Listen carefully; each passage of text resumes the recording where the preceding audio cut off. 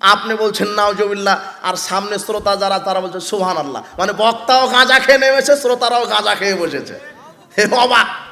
বলছে যে আব্দুল কাদের জিলানী আবার কি বড় পীর, ওর বাপ আরো বড় পীর। তো কি বক্তা বলছেন আব্দুল কাদের জিলানীর বাপ এত বড় পীর যে তার কাছে এক ব্যক্তি গিয়ে বলছেন যে আমার স্ত্রী গর্ভবতী, আমার স্ত্রীর পেটে মেয়ে আছে, আপনি ছেলে করে দেন।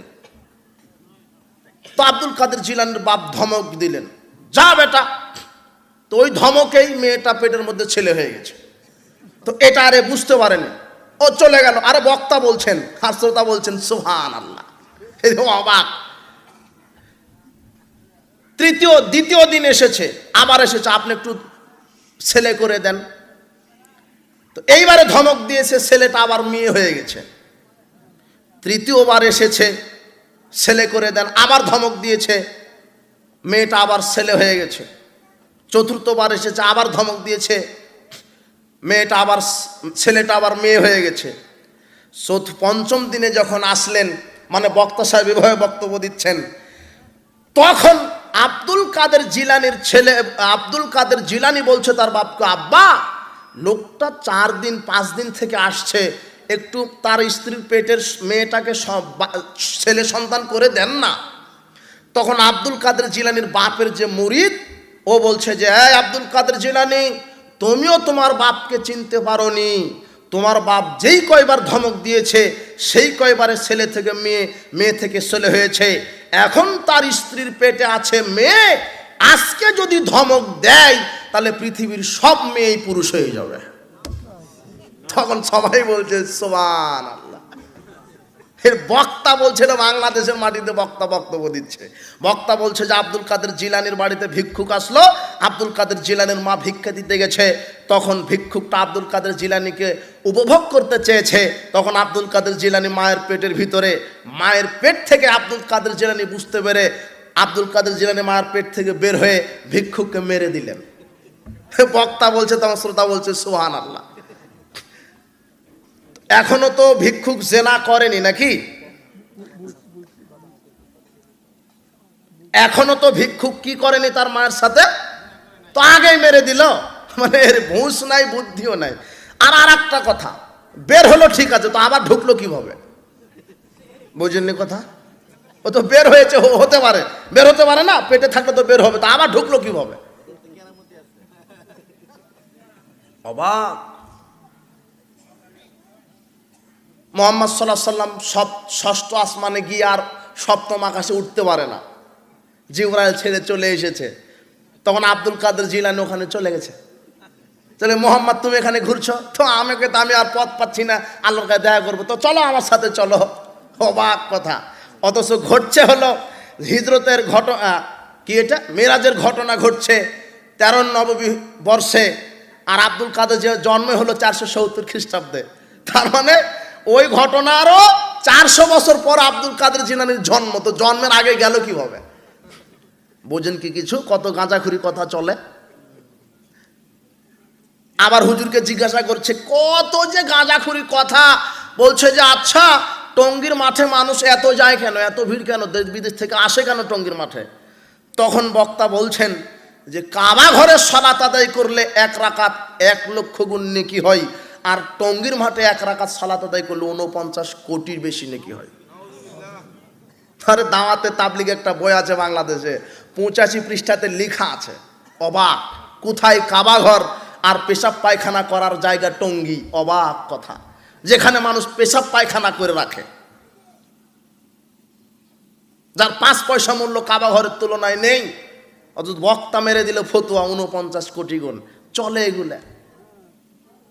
ফাজাইল আমল একটা বই আছে বাংলাদেশে, 858 নম্বর পৃষ্ঠাতে লেখা আছে, মুহাম্মদ সাল্লাল্লাহু আলাইহি সাল্লাম এক সাহাবীকে বললেন, এই আমার মরা রক্ত পুঁতে দাও। ও গোপনে গিয়ে মরা রক্ত খেয়ে নিয়েছে, পুঁতে দেয়নি। তো রাসূল সাল্লাল্লাহু আলাইহি সাল্লাম বুঝতে পেরেছে, এই তুমি কি করলা? তো খেয়ে নিয়েছি। তখন রাসূল সাল্লাল্লাহু আলাইহি সাল্লাম বলছেন, যার পেটে আমার রক্ত যাবে তার উপরে জাহান্নামের আগুন হারাম। লেখক জাকারিয়া তখন আর এক লাইন নিজে লিখছে, মানে শয়তান চালাইতে এদেরকে। লেখক জাকারিয়া বলছে যে রাসূলের পেশাব পায়খানাও খাওয়া যায়। নগদ লেখা আছে, আরে পড়েন না, এই ফাজাল আমার নিয়ে আসেন তো। এখানে লেখা আছে হজ অধ্যায় যে আদম আলাইহিস সালাম শ্রীলঙ্কা থেকে 1000 বার হজ করতে গেছেন। কতবার? তো বছরে হজ মনে হয় 30 দিন ফরজ, তাই না? কয় দিন? একবার। তো আদম আলাইহিস সালামের বয়স হলো 960। 40 বছর কাকে দিয়ে দিয়েছেন? দাউদ আলাইহিস সালামকে 40 বছর দিয়ে দিয়েছেন। তাহলে আদমের বয়স এখন কত? 960।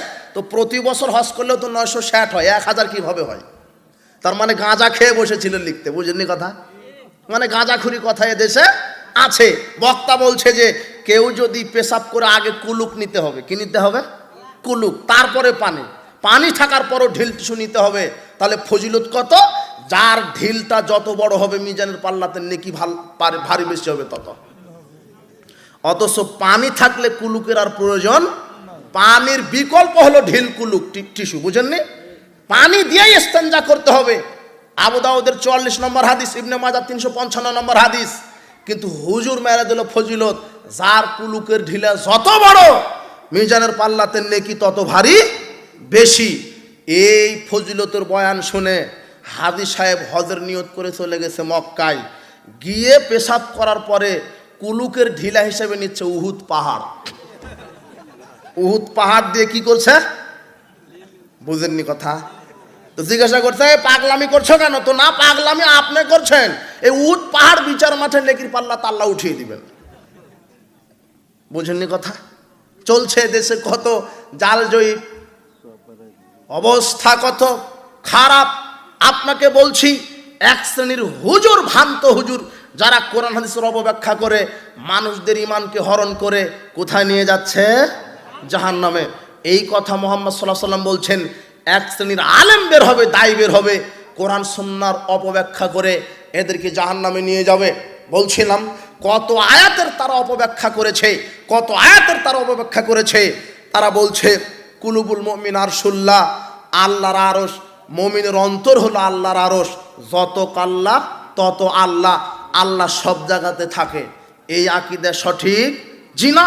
আল্লাহ বলছেন 60টি সূরার 60টি আয়াতে, আর রহমান আলাল আরশে ইস্তাওয়া, আল্লাহ কোথায় সমুন্নত হয়েছেন? আরশে।